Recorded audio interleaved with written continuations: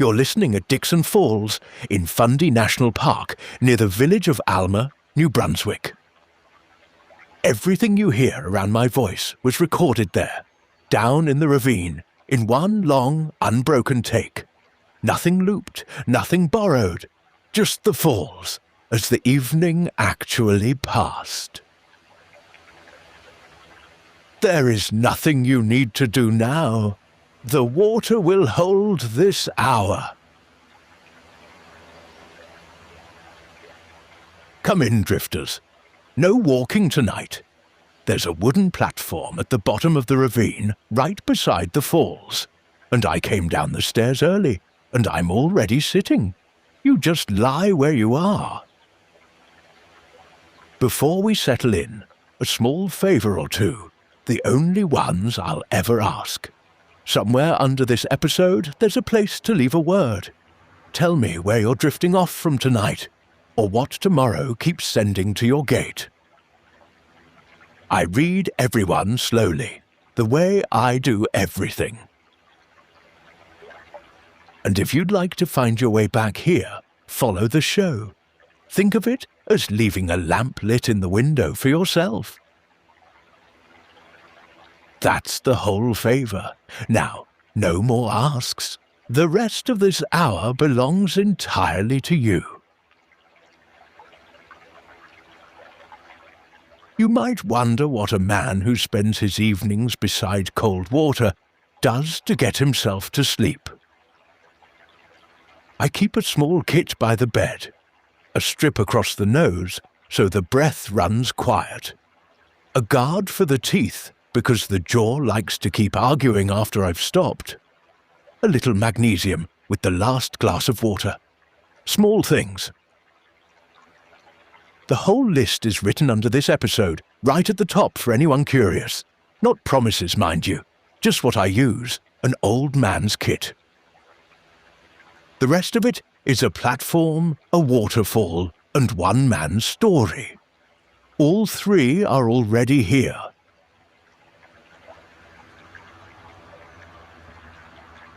Now, the hands. All day they gripped things. Find your right hand, wherever it's resting, and let it go loose. Not open, not closed, just loose, finger by finger, heavy as a glove someone set down. Now the left, the same slow letting. This is a long hour, with more quiet in it than talk, and that's on purpose. If my voice becomes just another sound in the water, that's the whole idea working. Wherever sleep meets you, let it.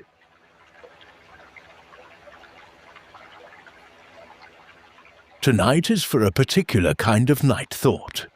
The rehearsal. The one that starts when the light goes out and the calendar leans over the rail of the bed. Tomorrow's meeting, tomorrow's appointment, the conversation you'd pay real money to skip, the day that hasn't even happened yet, holding auditions in your bedroom. And tonight I want to tell you a whole life, because it answers this better than any argument could. The life of the man who had more tomorrow than anyone who ever lived. A man who never wanted a single one of the tomorrows he was given, and who built, out of nothing but his own mind, a fortress they could not enter. He has been at rest for 18 centuries now. Every tomorrow he ever braced for has come and gone and been spent. Nothing in his story can go wrong anymore. All that's left is the telling.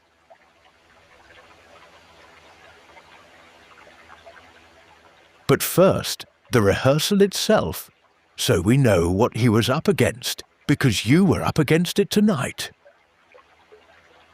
The mind, wanting to help, does the only thing it knows to do with a threat. It runs the scene, what you'll say, what they'll say, what you'll say to that. Take after take after take, in a theatre with no clock and no doors. It calls itself preparation. That's how it gets past the guard.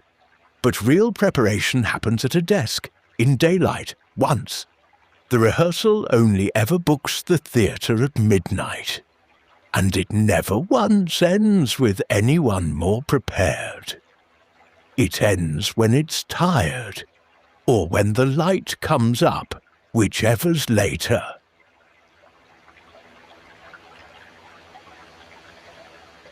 And the body believes every take.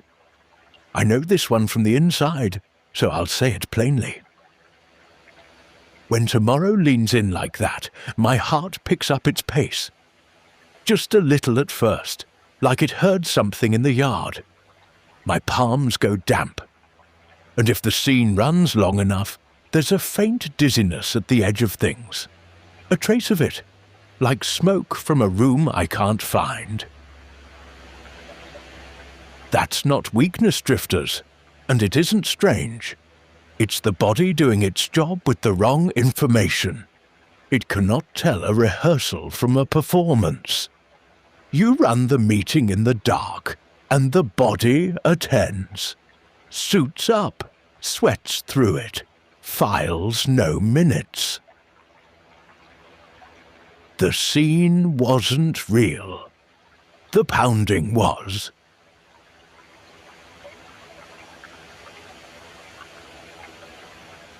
I'll tell you what I do next, on the bad nights, because honesty is house policy in this hut. I reach for the little tin of tobacco, the one on the nightstand that takes the edge off. I won't dress it up. The edge does come off for a while. The heart settles a notch. The walls go up. And here's what I finally noticed about those walls. They're rented. 20 minutes, maybe 40. And the lease is up, and tomorrow is right where I left it, leaning on the rail, and the tin is a little lighter. Everybody has a tin. Maybe yours is the phone you pick up to put the dread down. Maybe it's the fridge light at 2 in the morning, or one more episode of something. Different tins, same reach, and underneath, the reach is asking for something entirely reasonable. Somewhere to stand, something between you and tomorrow. Walls. The reach isn't wrong. It's just renting. The man in tonight's story found the owned ones. His name was Marcus. And his story starts with a boy who wanted nothing to do with a throne.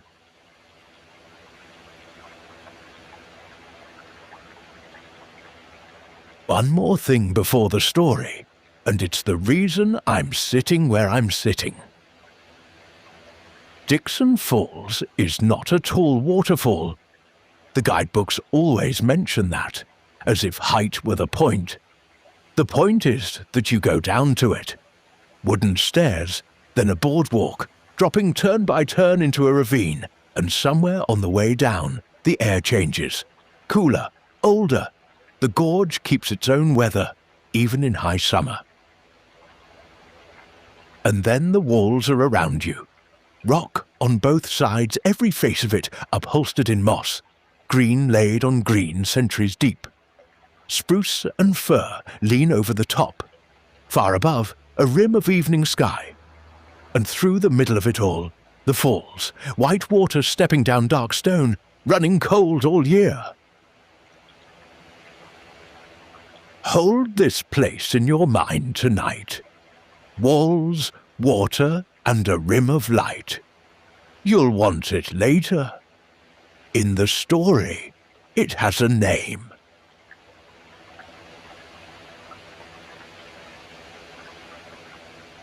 Rome, 18½ centuries ago. A boy growing up in a good house on one of the hills. A serious boy. Everyone noticed it. He wrestled, he hunted, he did the things boys did. But there was a gravity to him, an honesty so complete that the old Emperor Hadrian, who gave people nicknames the way some men give out coins, looked at this child and called him Verissimus, the truest one. What the boy loved was philosophy. At 12 years old, he found the old Stoic teachers, and he went all the way in. the way children do. He put on the rough cloak philosophers wore. He pushed his soft bed aside and slept on boards on the floor, because that's what the hard old masters did, until his mother, with some effort, talked him back onto a mattress. Picture him there, drifters, a boy asleep on the floor of a rich house, practicing to need nothing.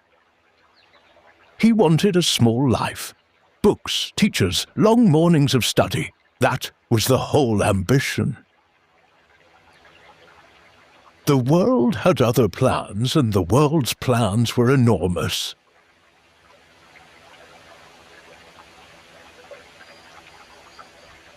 He was 17 when the news came. The old emperor was dying, and had arranged the whole future like a man arranging heirs to a farm. Marcus was to be adopted into the line, trained, titled, and in time handed the entire Roman world. Now most men would have celebrated. Rome was the world, and he'd just been promised all of it. The histories tell us what Marcus actually did. He was sorrowful. When his household rejoiced, he didn't.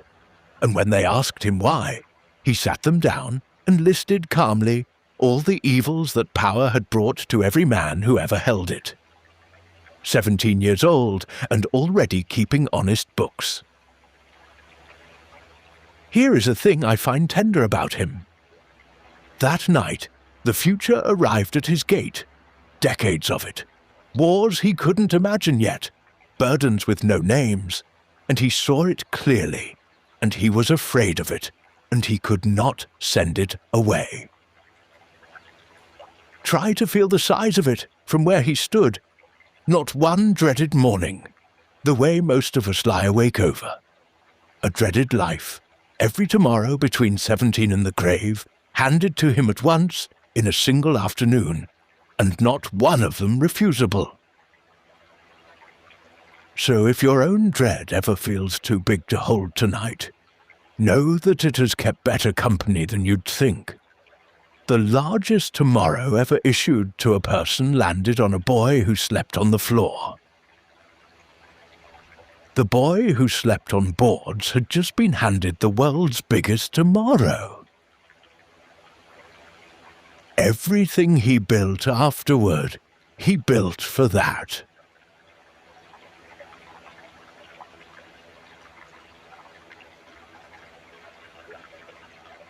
For 20 years he was trained for it. And then it came, and it came with its hands full. He'd barely taken the throne when the river flooded, the worst flood Rome had seen in generations, drowning the granaries. Then war broke out in the east, and he sent the legions, and the legions won. And they came home carrying something worse than any army. Plague. The great sickness of that age, walking up the roads of the empire, into the cities, into Rome itself. Then the northern tribes crossed the frozen river into his provinces, and there was war in the north too. Then his brother, the co-emperor, the one man splitting the weight with him, died on the road home. Sit with his ledger a moment. Plague in the cities, war on two frontiers. The treasury so empty, he auctioned the palace furnishings rather than raise taxes. And every morning, dispatches. Every evening, dispatches. If dread of tomorrow were a country, this man was its emperor too. And so he went north to the war himself. And that's where our teaching was born. Not in a library, in a tent.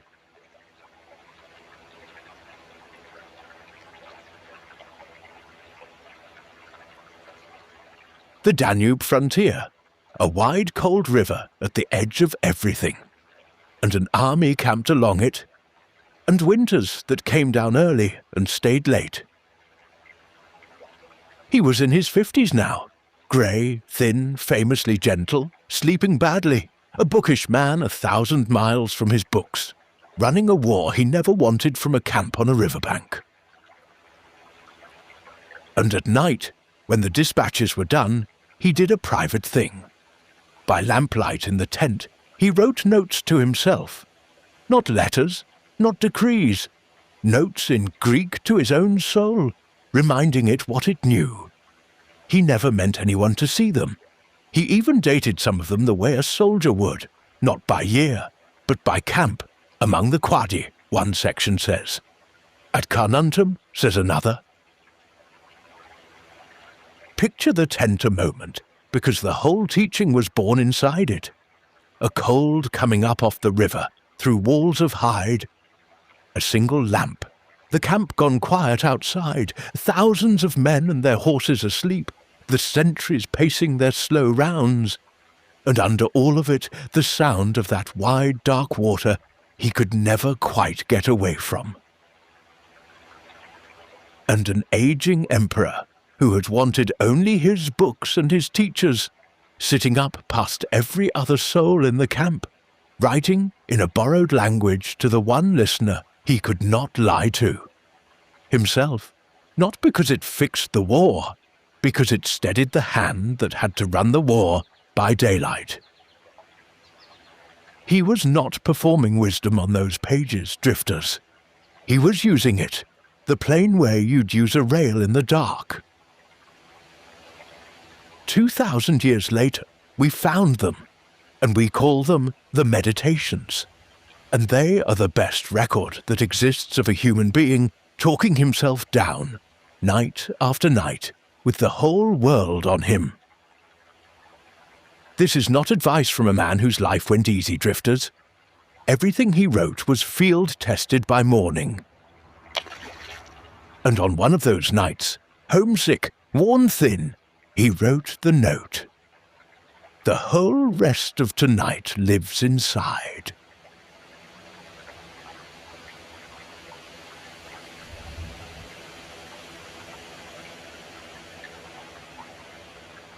In his words, nudged just a little toward tonight. Men seek retreats for themselves, houses in the country, seashores, mountains. And you too are in the habit of wanting such places very much. But this is altogether the mark of the most common sort of men, for it is in your power, whenever you choose, to retire into yourself. Nowhere, with more quiet or more freedom from trouble, does a man retire than into his own soul. Constantly, then, give yourself this retreat, and renew yourself.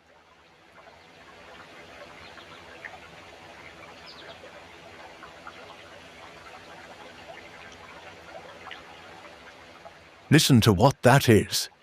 It's a man in a war camp cancelling a vacation he was never going to get. He wanted the seashore too. The Emperor of Rome lay in a tent on a cold river, daydreaming about getting away, the same way you do at your desk. And then he caught himself, and wrote down the older truth. The getaway is on the inside. It has no season. It books no travel. It is never sold out. Whenever you choose, that's the clause worth keeping. Not once the war is over, not after the meeting, whenever. Including now, flat on your back, lights off, hours before the day you're dreading. Especially now. And a few pages on, in that same tent, he gave the retreat its true name.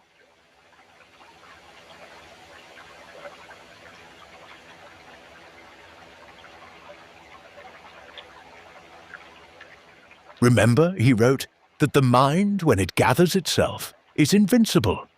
The mind that is free from panic is a citadel. For a man has nothing more secure than this, no place he can better fly to for refuge, and be, from then on, inexpugnable. Inexpugnable. It's an old word, and worth the dust on it. It means a thing that cannot be stormed. Not defended at great cost, not held by luck, simply beyond taking. Armies keep a word like that because armies know most walls fall. He knew it better than anyone alive. Money falls, borders fall, schedules fall hourly. Whole cities were falling behind him as he wrote. And in the middle of all that falling, the man with the most to lose on earth wrote down that there is one walled place per person, issued at birth, that no siege has ever taken. You've had yours all along. Most of us just never walk the ramparts.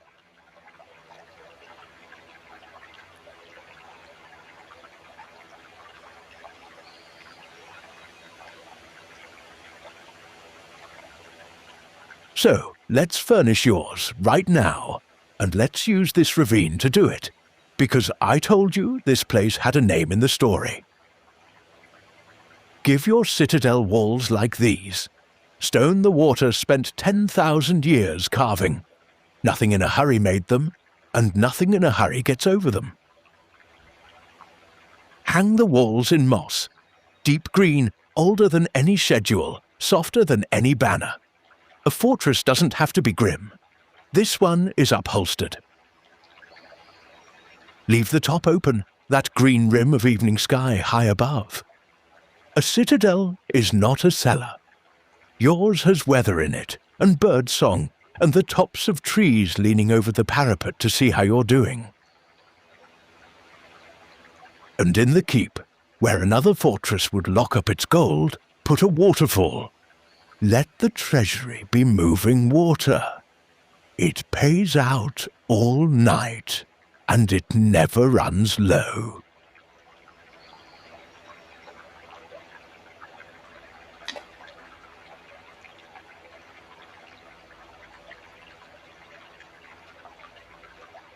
And here's my favorite furnishing, the one I'll lend you from my own citadel. Down at the base of the falls, there's a rock, broad and dark, right where the water lands. It has been taking the full weight of the falls forever, and it is completely unbothered. When the rehearsal gets loud, I go be that rock. Try it, right where you're lying. The sun coming down through the rim, warm on your shoulders. The water arriving cold across your back, endlessly. The warmth and the cold both true at once, and neither one arguing. And the sound. Under a falls, the sound isn't in front of you anymore. It's everywhere at once, around you and inside you, the way the world sounds from under the surface of it. Even your own heart sounds far away down there. A slow drum in another room. The rock does nothing about the water. It doesn't brace. Bracing is for things that might be moved. The rock just receives and stays, and the falls can go on forever for all it cares. Tonight, the day lands on you the way water lands on stone. You can be the rock.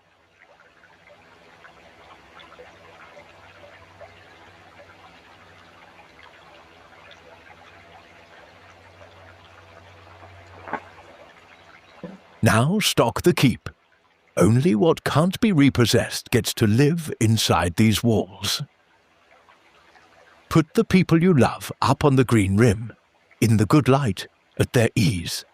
The ones nearby, the ones far away, the small ones, the four-footed ones. Distance can't reach a citadel.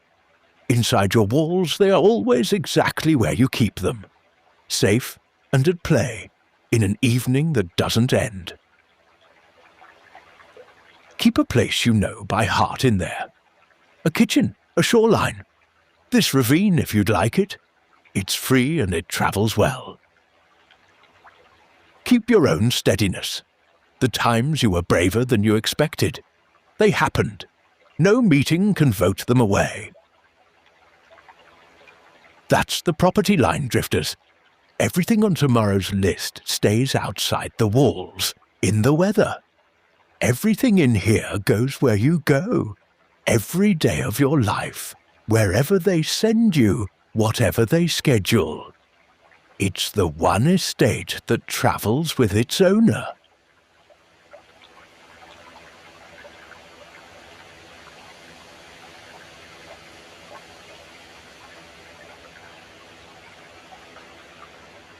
And here is what the walls are for. Not hiding, looking.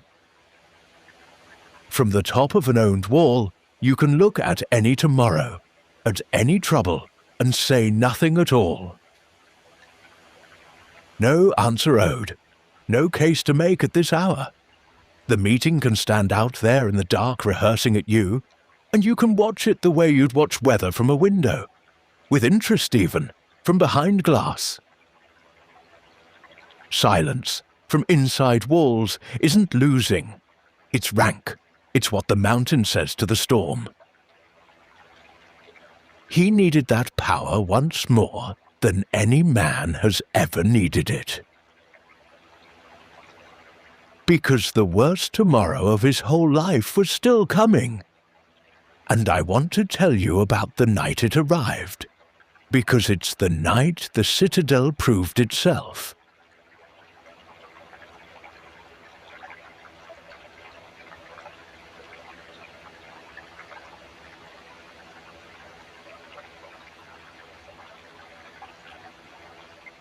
He was still in the north, years into the war now, when the Courier came in from the east. A rumour had run ahead of the facts, out along the eastern roads, saying the Emperor was dead.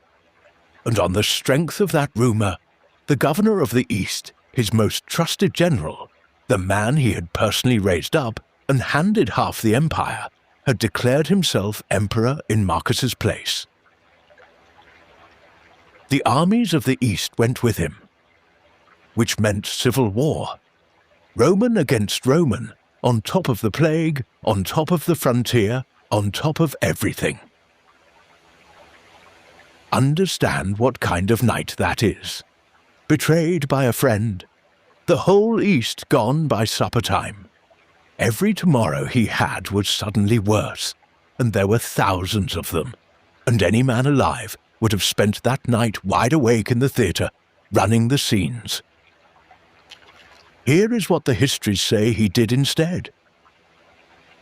He was sad, openly, plainly sad, the way you're sad about a friend. He told his soldiers he was sorry it had come, and then he said the thing nobody in the ancient world could get over. He said he hoped the man would live so that he could pardon him. Pardon him. That was the whole revenge of the most powerful man on earth. And having said it, he gave the orders for mourning, and he went to his tent, and the lamp went out at the usual hour. The East had fallen. The Citadel hadn't.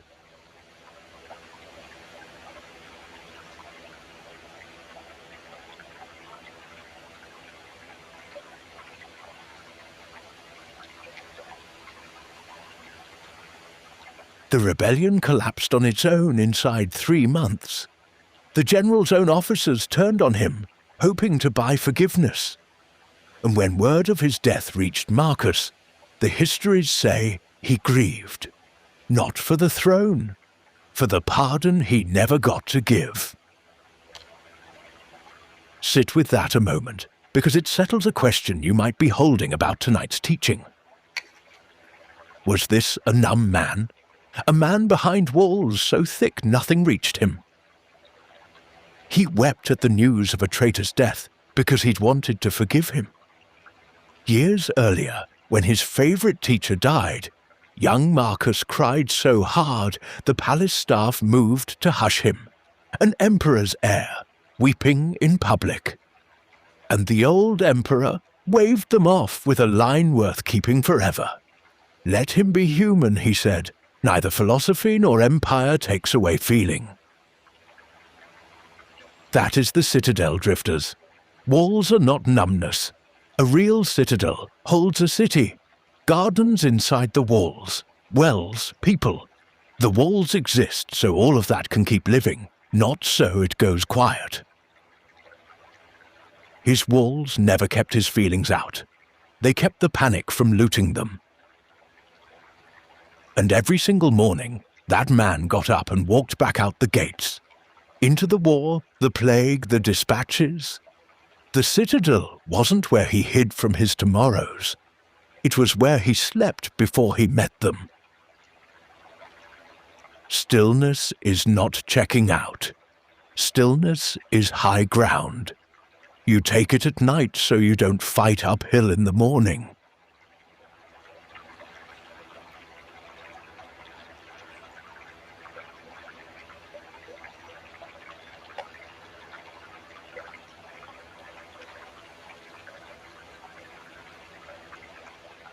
He left instructions for nights like yours in that same notebook.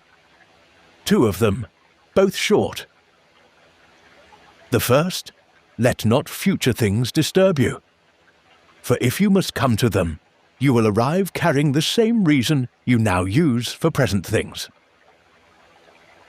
Tomorrow will not arrive as tomorrow, drifters. Nothing ever has. By the time the meeting is real, it will be happening now, to a present you, holding the same equipment you're holding tonight, plus a night's sleep. And check your record with nows. Every single one so far crossed. Here you are, on the far side of every hard now you've ever had, lying in a bed. The second, for when the dread won't name itself. Do not disturb yourself by taking in the whole of your life at once. Do not pile up in your mind all the hard things that might ever come. Ask instead of each single thing in front of you. What is there in this that cannot be borne? One thing in front of you at a time. That was his whole method for an entire empire. In a plague, in a war. It's rated for your Tuesday.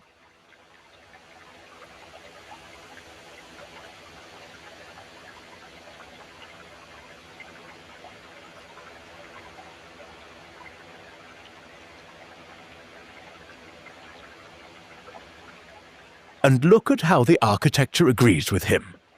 A citadel has one gate, and the gate is narrow. That's not a weakness of fortresses. That's the entire idea. Whatever comes, comes through single file. The rehearsal hates this. The rehearsal wants to march the whole of tomorrow through at once. The meeting and the outcome and the consequences of the outcome. An army marching abreast. And the gate simply doesn't fit them. Nothing has ever entered a life abreast. It comes one present moment at a time, checked through by a you who has cleared everything the gate has ever admitted. And tonight? Listen. Nothing is at the gate. The watch has looked down the road, both ways, all the way to morning. Water, moss, dark trees. The road is empty, drifters. The knocking you hear is your own heart, and it's slowing.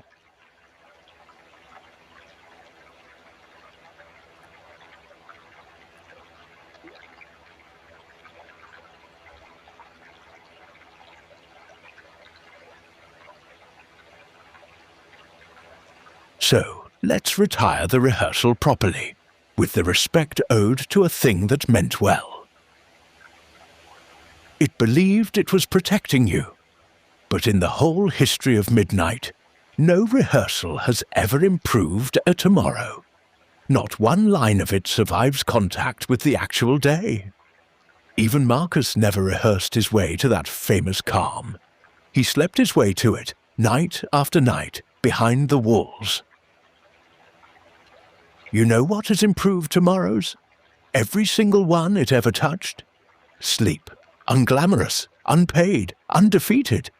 The rested version of you is steadier, kinder, quicker, and harder to rattle than the rehearsed version. Every time, and it isn't close. The Falls has been saying the same thing all night, by the way. Up at the lip, the water arrives 1 moment's worth at a time. Always. The lip has never once delivered tomorrow's water tonight. There is no such thing.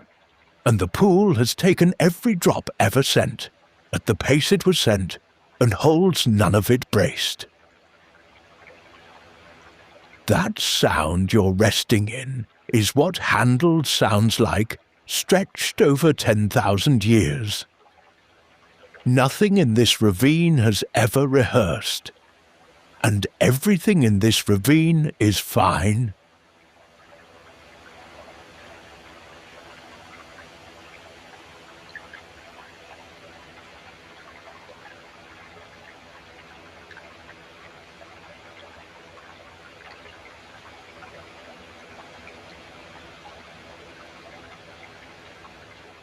So we stand the watch down now, right here from the platform, not by force.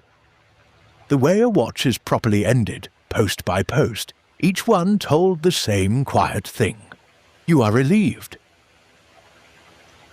All night a part of you has been up on the wall, scanning the road for tomorrow. The meeting, the appointment, the conversation with somebody's name on it. That sentry kept a long and faithful watch, and it saw exactly what every night watch sees. An empty road and its own imagination. So relieve it. The eyes first, down off the wall. They have been searching the dark for a shape that isn't out there yet, and won't be, not tonight. Let them close. The jaw next, still set for an argument no one has scheduled. Relieved, the hands still on the hilt of a day that's already over. Relieved, the shoulders standing at a post that nothing is attacking. Relieved. And the nameless one, if tonight's watch is that kind, the sentry who won't say what it's guarding against, only that it won't stand down. Relieve that one too. A guard who cannot name the enemy has been watching weather. Let it come off the wall with the rest. The watch is not abandoned, drifters.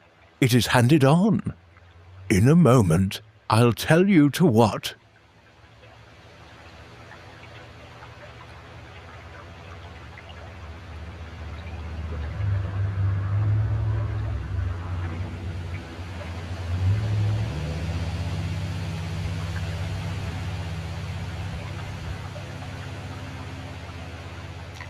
The body will be the last to believe it, the way a garrison always is.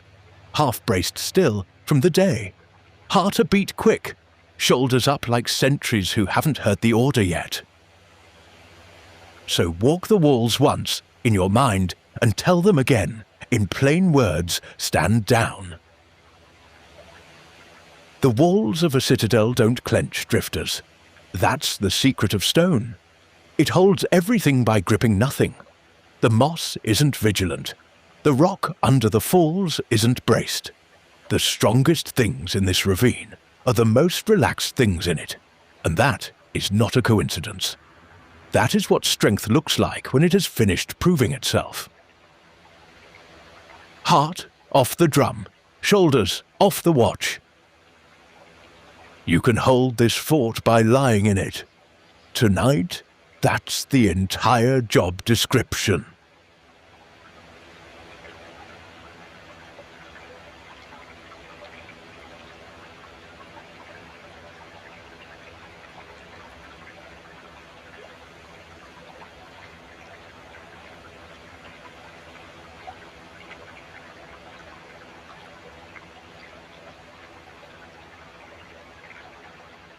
Some things are yours.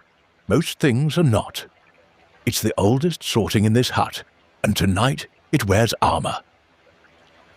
The gate is yours. What gets let in, when it is actually at the door, is yours.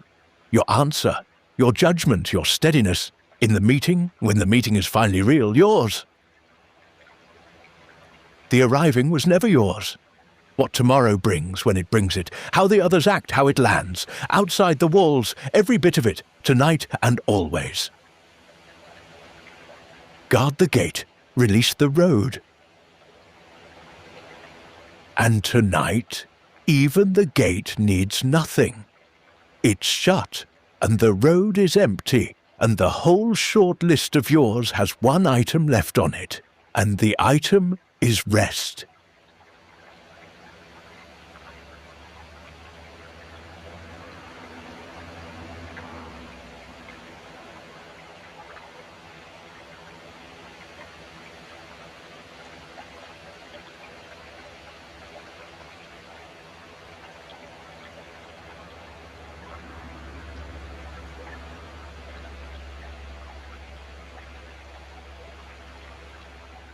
You are not on duty tonight, drifters. The watch is stood down. The walls were finished 10,000 years before you were born. Everything you love is inside them, and nothing on tomorrow's list knows the way here in the dark. Say it once, inside, in your own voice, and let it be the last order of the day, inside the walls, off the watch, enough.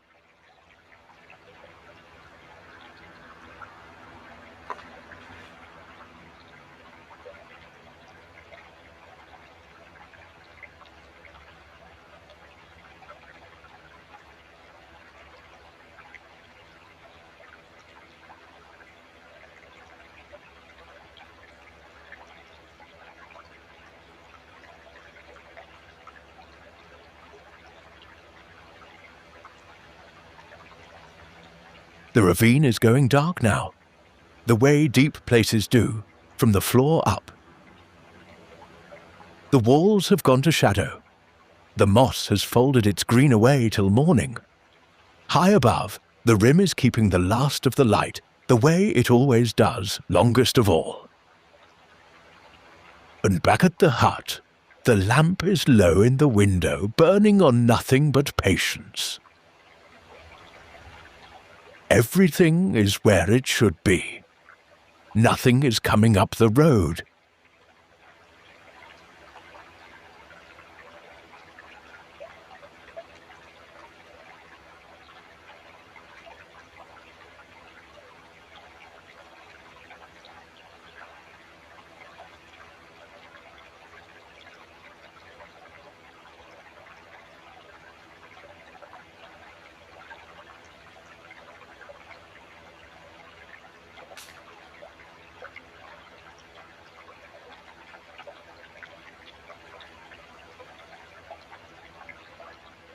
Let the body stand all the way down now. The jaw first. It's been holding tomorrow's arguments. Let the back teeth part, just slightly. There's nothing left tonight to say. The shoulders down off the ears. Sentries relieved. The chest softening on every breath out. The hands loose as dropped rope. All the way down to the feet, heavy, pointing nowhere, marching nowhere. Stone doesn't clench. You're allowed the same.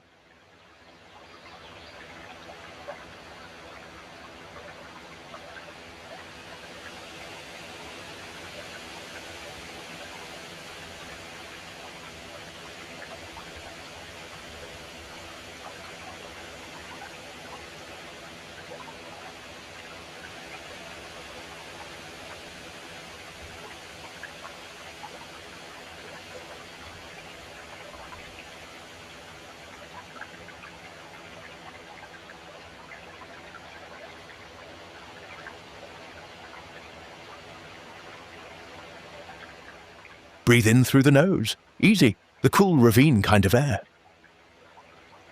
And a long, unhurried way out. Longer than the way in. Like water going over the lip and finding the pool. No counting, no keeping. If it drifts, let it drift. Each breath clears the gate on its own, one at a time, and not one of them has ever needed you to manage the crossing.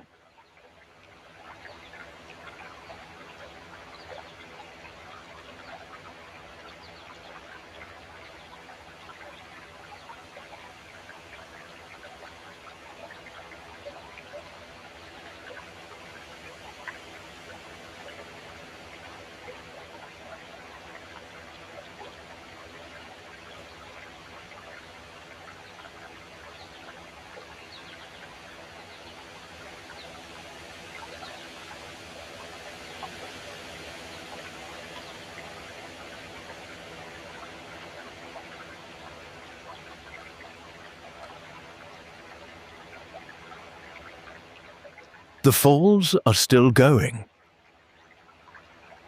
It will hold these walls all night, the same steady sound, whether you're awake to hear it or long gone into sleep. Let it keep the watch for you. Let it be the last thing still working. Everything else can stop.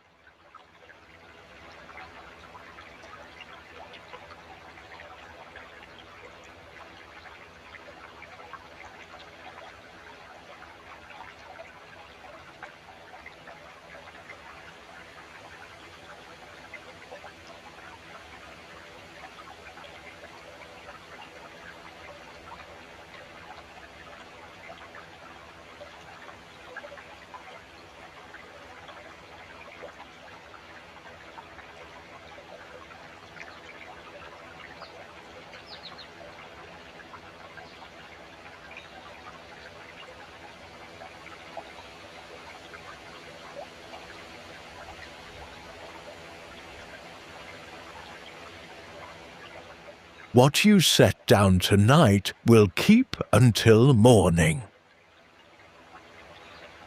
Things worth keeping usually do. And things not worth keeping, the water takes.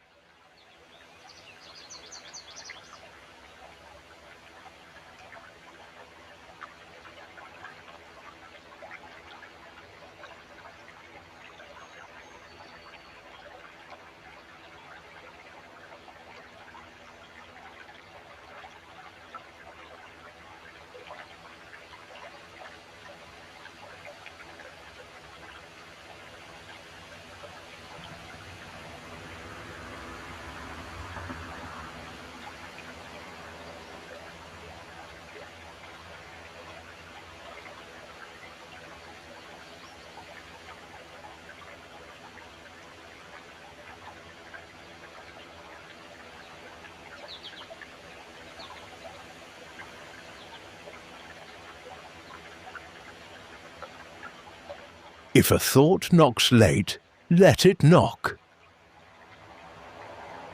The knocking was never yours, only the gate. And the gate answers in daylight. Everything answers in daylight. Nothing answers tonight.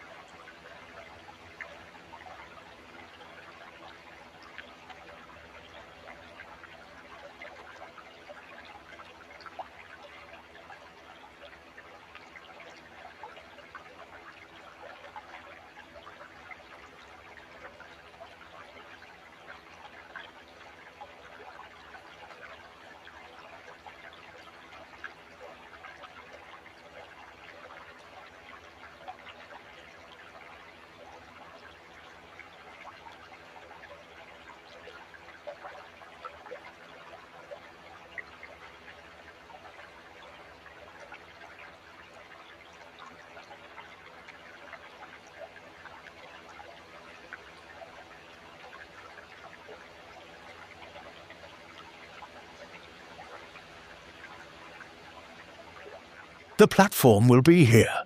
The falls will be here. The walls aren't going anywhere. That's what walls are for. The hut keeps its lamp in the window, low and patient, for every drifter finding their way back.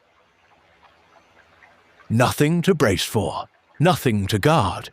Nowhere the walls aren't.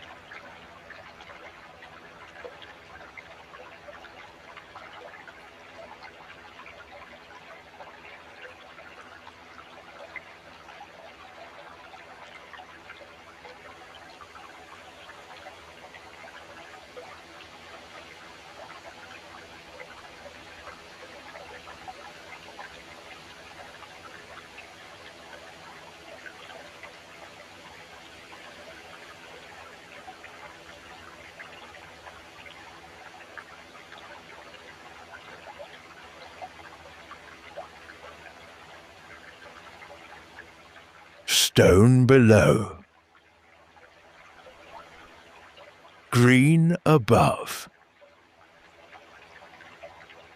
Water through the middle. And you in the keep. And the keep holds.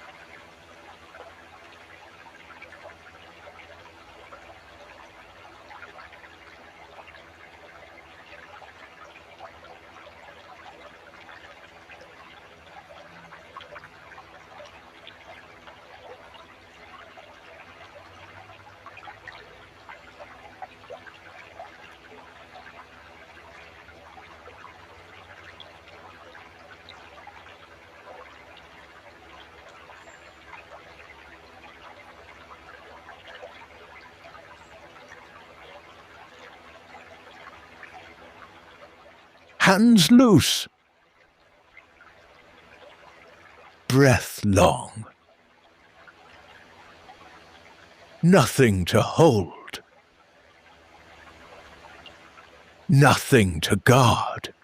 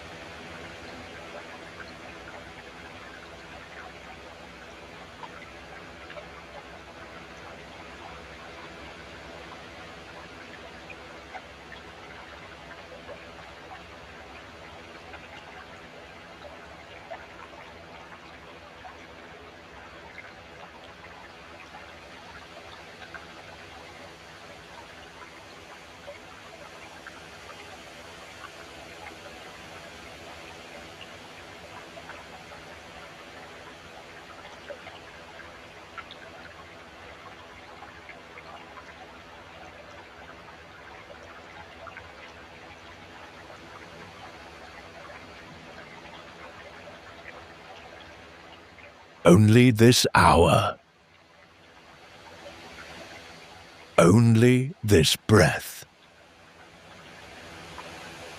Only the water holding the walls.